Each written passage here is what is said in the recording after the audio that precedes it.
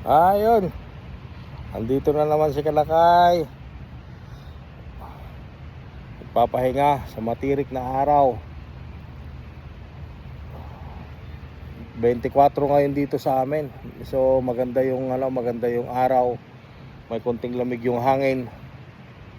Ayun, dito lang ako nagpapahinga at katatapos ko lang na ng halian. Habang wala pa yung anak ko, susunduin namin Diyan lang naman sa tapat ng bahay yung school bus niya. Sarap kasi lumabas ngayon. Samantalahin habang summer dito sa amin magandang mamasyal, magandang lumabas. Although kahit mainit pero malamig yung hangin, it's okay.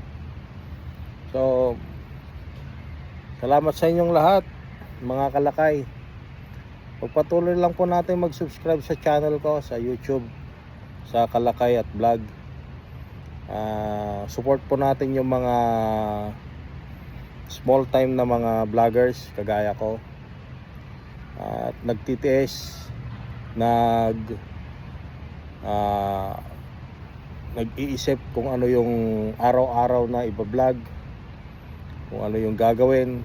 So nagpapasalamat pa rin tayo sa mga nag-subscribe sa akin sa mga nakaraang araw at sa magsusubscribe pa sa akin itong mga darating na araw. Maraming salamat sa inyong lahat, mga kalakay. Pagpalain tayo ng Diyos Ama. Panalangin niyo po, panalangin po natin na sana bigyan tayo ng blessing, ilayo tayo sa disgrasya at sakit sa araw-araw na nangyayari sa ating buhay. Pagpalain po tayong lahat. Maraming salamat sa inyong lahat.